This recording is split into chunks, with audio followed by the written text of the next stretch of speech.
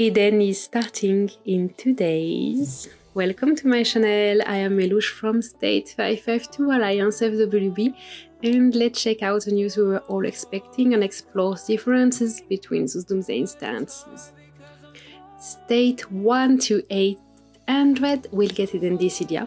It is unknown at this point if they will be all together or separated in two groups, State 1 to 600 and 601 to 800, or State 1 to 480 to 481 to 800, or even in three groups like 1 to 480, 481 to 720, and 721 to 800. State 801 to 880 will get their first Eden conflict. State 1021 to 1040 will get Eden Dissidia. And finally, State 1071 to 1080 will be all together in a Doomsday Conquest Total War season. The states that are not named here are already in season, or the next season is not announced yet. So why this video? I've got many questions in emails and PM regarding the different kinds of Edens that exist, and I've decided to compile this information in one video before all the Eden maps open Monday reset.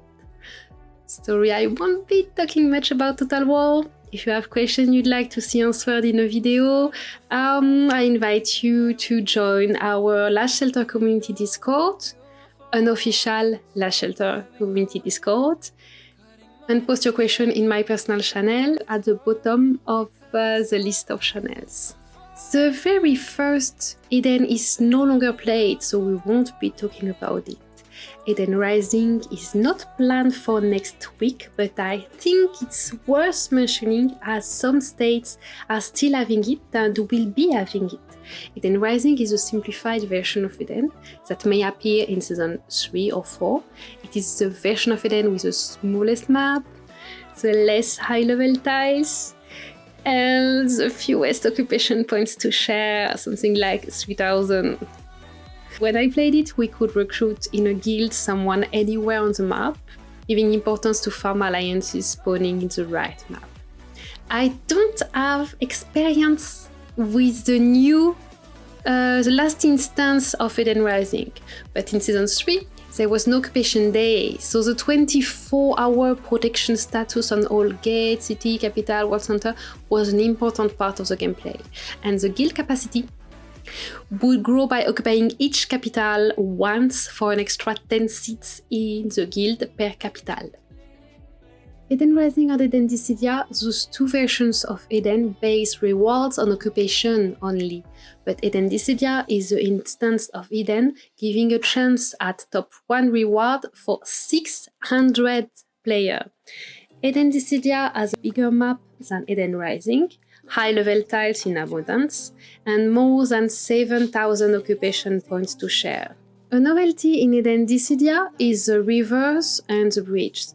Bridges are checkpoints, easier than the gate, and unlike the mountains separating zones and sectors, you can tile around most rivers when the bridge is under protection status. In Eden Dissidia, you can occupy bridges, gates, cities, capitals, world center only on occupation days, Tuesday, Thursday, and Sunday. The guild growth is not dependent on occupying capitals anymore, but on the guild styling and virus samples donation to grow a guild from level 1 to 50, each level adding 2 more seats in the guild. Lastly, about guild recruitment, Dissidia introduces a limitation by sector. Each base and guild have a native sector, and the player can only join a guild born or occupying a city in their native sector. An update was just released a few days ago, changing a few rules in Eden Dissidia. If, like me, you played Eden Dissidia 3 seasons ago, here is what you need to know. Guild starts now at 100 players, not at 50 players anymore. Super tickets and Doomsday coins were added to the reward, and most important, Control 1, Control 2, Control 3 rewards are now not only dependent on occupation point, but also on which items you occupy. To get Control 1 reward, a guild now requires occupying World Center, which means only one guild gets top reward. Control 2 reward requires occupying 2 level 6 capitals, which are the inner capitals. So only 2 guilds get these rewards, which offer the same amount of season ticket as Control 1 reward, but less Doomsday coins, no super tickets, less bragging rights. Control 3 reward now requires occupying 2 level 5 capitals, which are the capitals in the external sector, so a maximum of 4 guilds can reach that objective. Also, the number of points required to complete Control and Conquest rewards have been lowered, so this helps facilitate for the sharing capitals. But I still think we have potential for dispute there, because the capitals can either be used to bring one more guild on Control 3 reward, or they can be used to secure the occupation points of the top guilds. I can't wait to see this! Finally, Eden Conflict or Eden Warfare is the same. Introduces a new game mode, as the Eden map is split in North and South faction. No matter who are your friends, you have to cooperate with the other guilds within the faction where you spawn to access victory rewards. You cannot join or recruit in the other faction. The reward of your guild depends on 2 things. If your faction wins or loses in occupation score, and the rank of your own guild within the faction. All active players of each side fit in 10 guilds of 200 members. If you're tempted to betray your faction or play too safe, also not rank 4 of the winner faction gets a higher reward than rank 1 of the loser faction. Go fight for it! Eden Conflict also introduces a new building, which is the Stronghold. Occupying a stronghold gives 10 occupation points that can only be taken back by the other faction, and the stronghold now belongs to your entire faction. So any player spawned in your faction can reinforce it in case of attack, and use those 4 tiles to connect their own tiles. We've got only 2 days left, so it's too late to prepare properly, but let's see what we can do. First thing, select Troops Day for Sunday. You need lots of T9 fighters for higher demolition power when hitting targets. And if you have a tile forcing APC, it is likely that you will need lots of vehicles. Not healing time of enhanced troops have increased. They were previously healing 2.5 to 3 times faster than normal troops, but now heal slower than normal troops. We need to adjust our prep phase for next season. I request from my members to have 3 million T9 fighters and recommend 5 million vehicles minimum for those planning to force tiles. Those would be requirements for a relatively peaceful Eden.